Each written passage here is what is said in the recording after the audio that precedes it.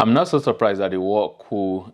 I'm not so surprised that the war coup in full is coup d'etat and is of French origin. Anyway, that aside, seriously, Nigeria should leave Niger Republic alone. I don't really think Nigeria should poke nose into what is happening in Niger. I mean, they are our brothers and sisters, and we want we mean well to them. We mean well for them. So, but not really to be giving out this ultimatum and all of that, and threatening war and sanctions. You see, seriously, I know this is all about ECOWAS. It's not only Nigeria, but everybody knows that Nigeria carry most of the weight of ECOWAS. So seriously, let's quickly have a look at this. You see, coup is something that has been happening for a long time in Africa, and then as you can see right here, look at Niger Republic, so which we are talking about. Niger Republic is there. So coup has happened 8 times. So I mean, in a lot of, this is really a staggering number, really. Even Ghana, I mean, it's been a long time now, but it's happened like 10 times. Syria alone, and Guinea, Guinea-Bissau, Mali, which is currently being ruled by military regime. I'm coming back to that later, and not a surprise as well. Burkina Faso, Benin Republic 8 as well. So Nigeria 8. Coup is something that is very common. Look at Sudan, a lot of times, 17 times. That is really massive. And even Burundi, so which is just right there. So coup is not something new. I mean, this doesn't really mean that I'm supporting a military regime. So, but this is just a background information about the fact that this is something. In fact, when the used to happen a lot, it was something similar to what is happening now, actually. So, and Niger Republic isn't the only country that is being ruled by military currently. So we got Guinea, we have Mali, we got Burkina Faso. I only put Nigeria here just like because I'm actually discussing Nigeria. So and Chad. Chad is not part of West Africa. It's not part of ECOWAS. And Sudan, they are not part of ECOWAS as well. So, but the fact remains that this region around here is kind of like military now. So, which it's a bit worrying that you have military taking over, and people that are fans of democracy, you just want democracy. But if the military then decide to take over, so I think Nigeria is a country and Niger Republic is a country, so they should just leave them alone, allow them to sort out. And it's something really very interesting about this in Niger as well, is that there hasn't really been people, well, maybe there is, but I think the people that have been protesting that I've seen on TV or in the news is all about people that are actually kind of like happy that for their colonial to detach themselves from their, colonial, people. So, and when you look at it critically, this is something that is happening a lot now in Africa. Like, people are waking up into the fact that, this colonial connection, which people in the African countries have had independence, but that independence it's not really independence that is really fully independent, because there are still the extraction of mineral resources and all of that. So which the mineral resources being extracted, and they get them really very cheap. I mean, everything is not to be blamed on all these countries extracting the material, or the components, foreign companies that are extracting the material is all to blame as our elite as well, and politicians, and getting them to be accountable. So in terms of, again, it's all about ECOWAS now, that is kind of like a threatening to remove military in Nigeria that took over. But if we have to think about it really, so when the coup in Guinea and Mali and Burkina Faso took place, what were ECOWAS? What were they looking that time? So I'm just really thinking that why did they not intervene in those when those happened? But from what I understand, that they were saying, ECOWAS was saying that okay, all those ones, they were not gone, and after that they issued a warning that military coup is not going to be tolerated any longer. So, and it was after the issue that was when Nigeria Republic then they then came up with theirs.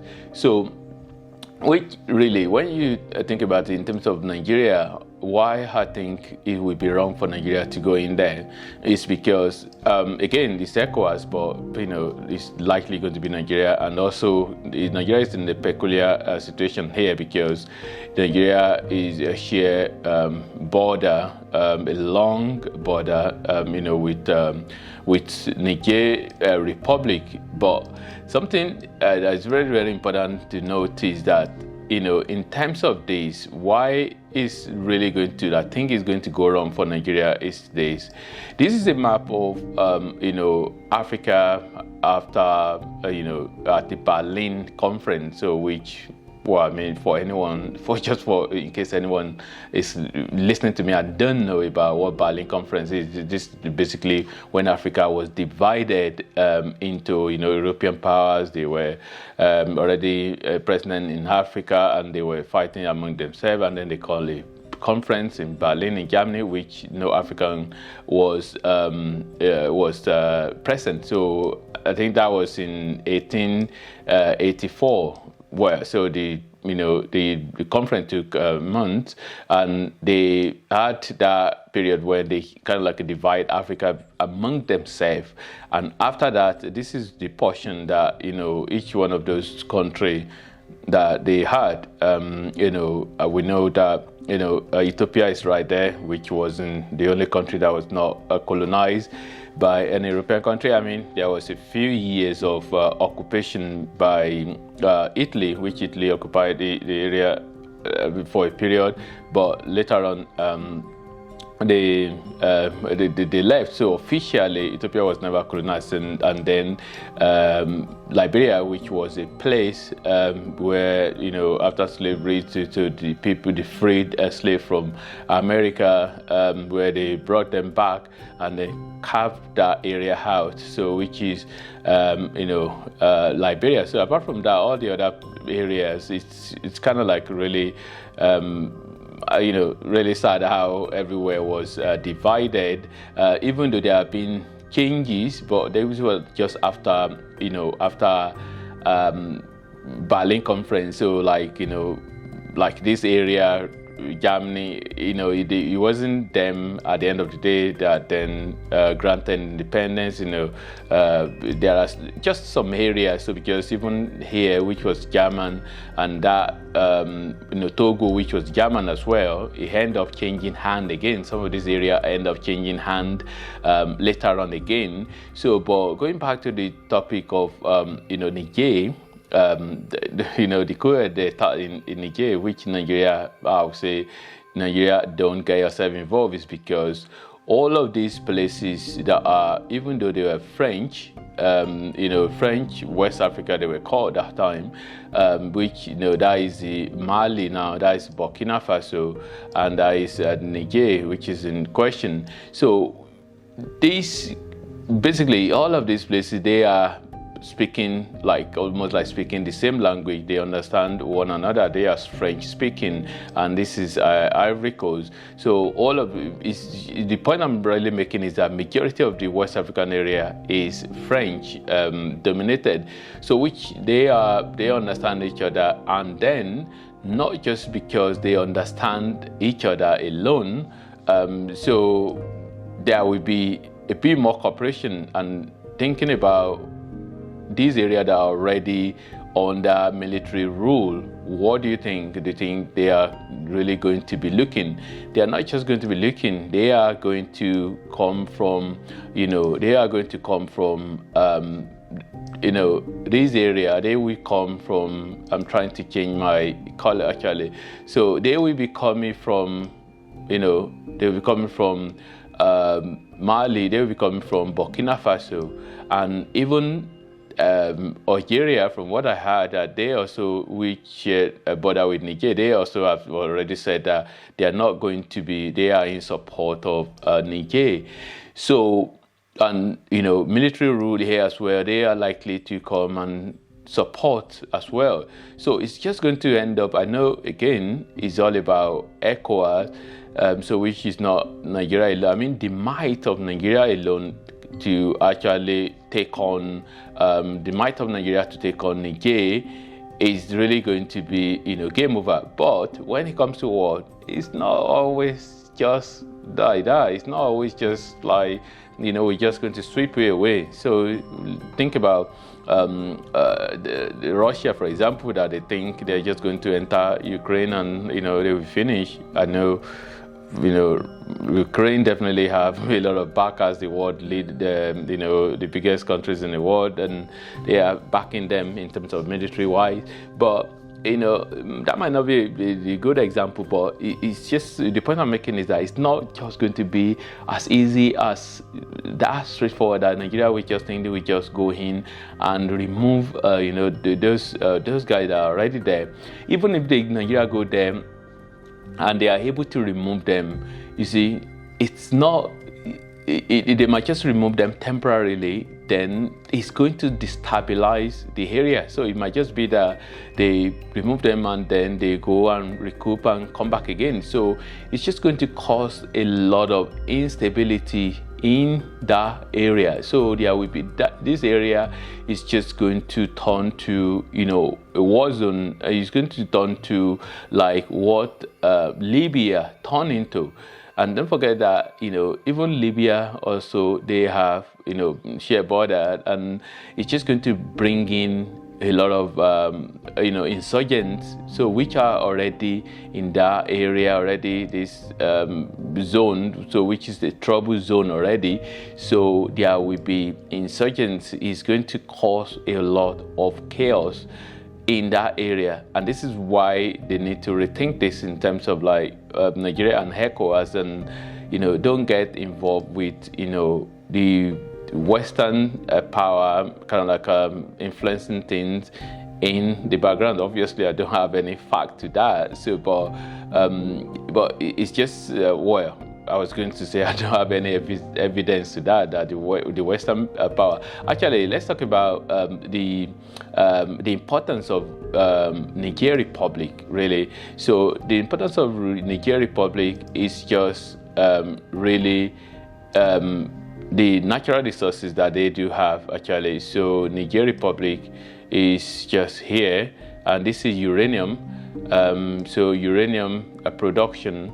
And actually another African country, Namibia, so which is very rich, actually the second, highest producer of uranium, and Niger, number 7, produces a lot of uranium as well. So which simply means that, they produce a valuable, natural resources, so which is used for, like nuclear energy, and basically in the layman, just say something that you can use to produce and generate electricity.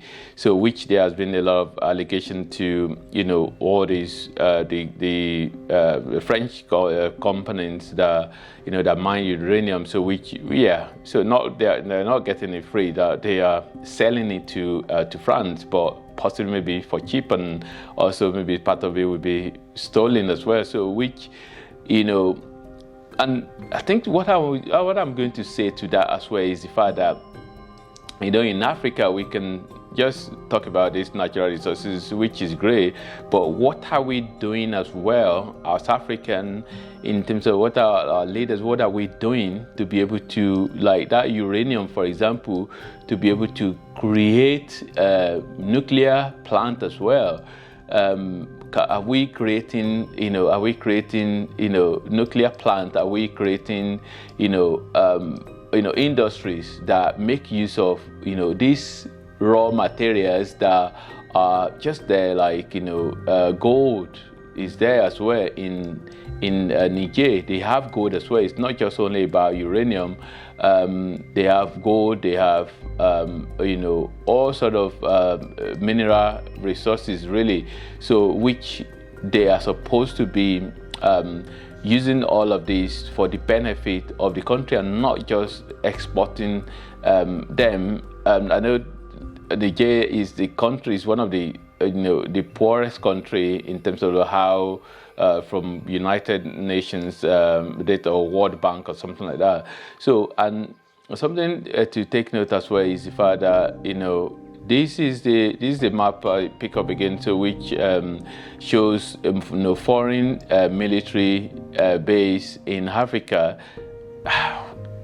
Look at the massive number of the massive locations where foreign this world power. Obviously you can see the flag.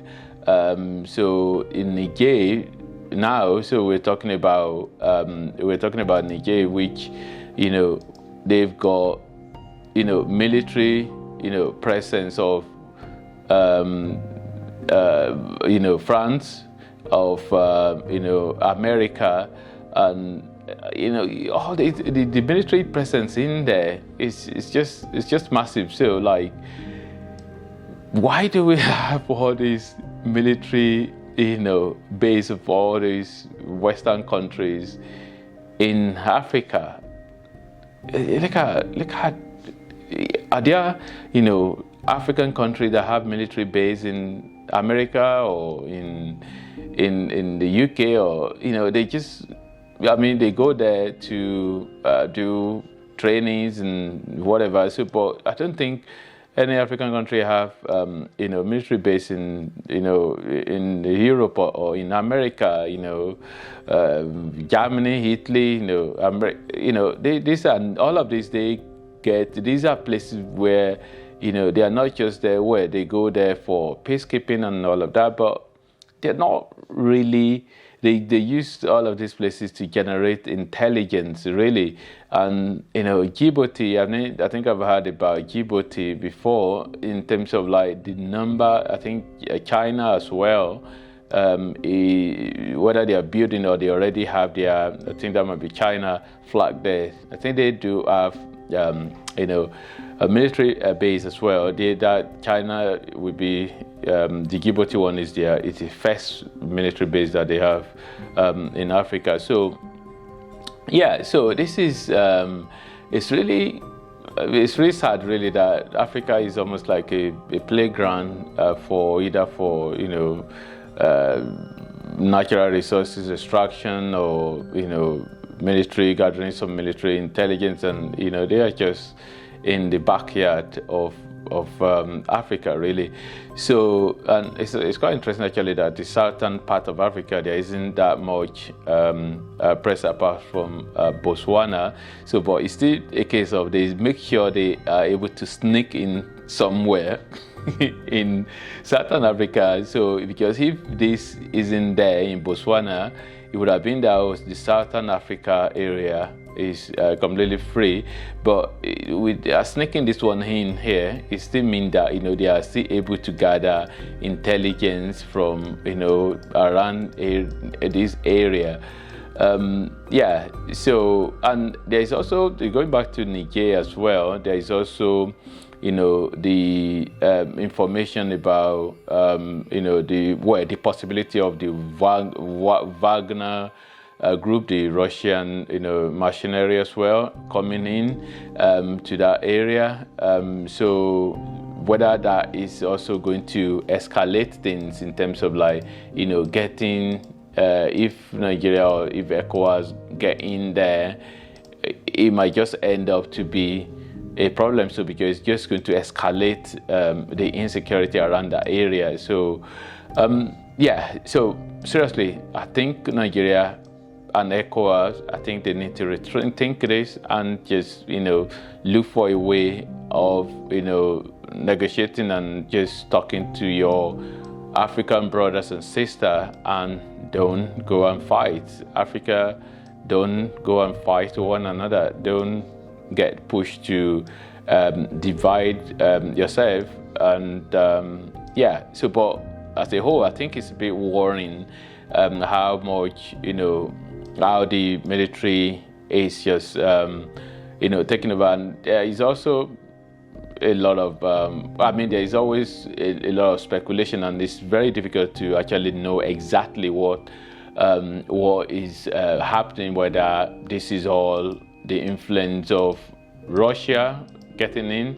But what we know about Russia is that they don't have any history of colonizing anywhere in Africa. Every time they've had anything to do with Africa, I think it's been like working with some of the African countries they've got involved with before. But generally, I think Africa need to cooperate more and work together more, and let peace reign, and work for the goodness of Africa, and make Africa one, and make Africa great, and not just cause unnecessary, don't cause unnecessary, insecurity, unnecessary trouble even around the West African area. Anyway, whatever your thought is about this, leave a comment, and thanks for watching, and God bless.